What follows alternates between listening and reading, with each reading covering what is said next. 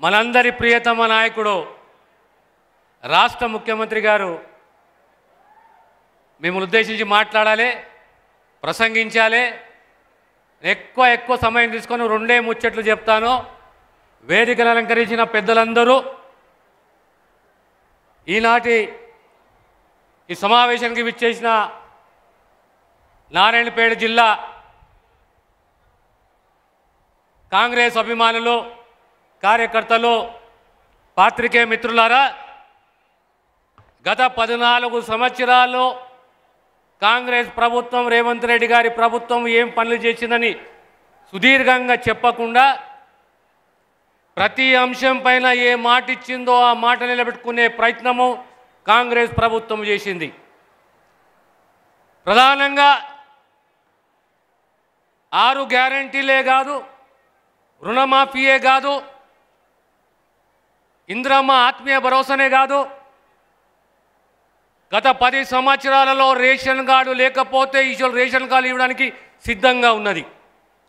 గత 10 సంవత్సరాల్లో ఇండ్లు లేవు, కానీ ఒక్కొక్క నియోజకవర్గానికి 3500 ఇండ్లు మంజూరు చేసింది.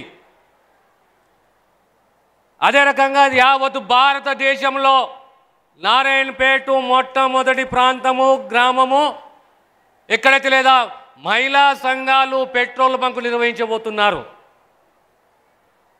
అదే రకంగా 2 అంశాలను నేను ప్రస్తావిస్తాను. ఒకటి కులగణన, రెండవది తెలంగాణ రాష్ట్రానికి సంబంధించి వర్గీకరణ.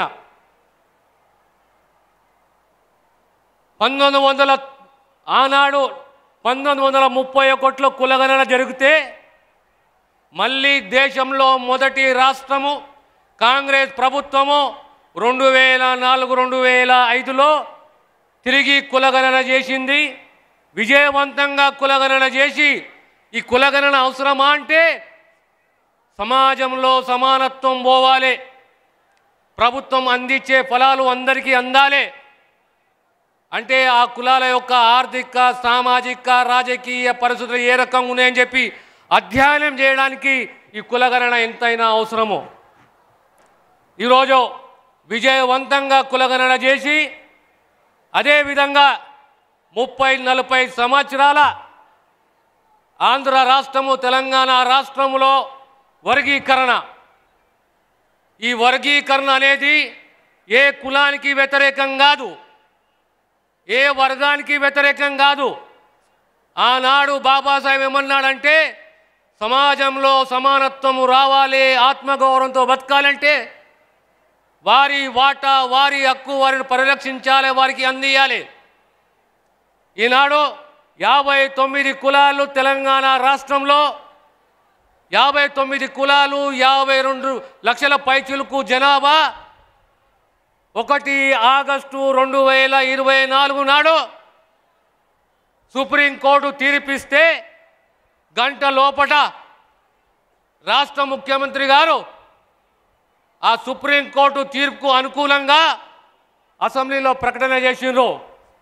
మేము సామాజిక న్యాయానికి కట్టుబడి ఉన్నాము, ఈ కులాలకు న్యాయం చేస్తాము, అసమానతలు తొలగిస్తాము, రాబోయే కాలంలో వర్గీకరణని ఖచ్చితంగా అమలు చేస్తామని చెప్పి సరిగా 6 మాసాలలో 180 రోజుల లోపలే ముఖ్యమంత్రి గారు ఒక సబ్ కమిటీని నియమించడము, ఆ సబ్ కమిటీ ద్వారా మళ్ళీ సిఫారసులు తీసుకొని 1 మ్యాన్ కమిషన్ నియమించడము, 1 మ్యాన్ కమిషన్ సిఫారసులు స్వీకరించి ఈనాడు ఏబిసిడి కాదు ఏబిసిని ఒప్పుకుంటున్నాము, అత్యంత వెనుకబడ్డ కులాలకు ప్రాధాన్యతలు ఇస్తున్నాము.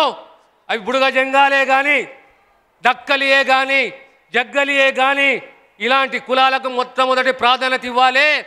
జనాభా ప్రాతిపదంగా ఈరోజు తెలంగాణలో అత్యధిక మెజారిటీ ఉన్న మాదిగ వర్గాలకు కనీసము 9.7% రిజర్వేషన్ ఈ ప్రభుత్వం రేవంత్ రెడ్డి గారి నాయకత్వంలో ఇవ్వబోతున్న విషయాన్ని మీకు సవినయంగా తెలియజేస్తున్నాను. ఇది ఒక చరిత్ర. గతంలో ఎవరు ఈ రకంగా ఆలోచన చేయలేదు, ఎవరు చేయలేదు.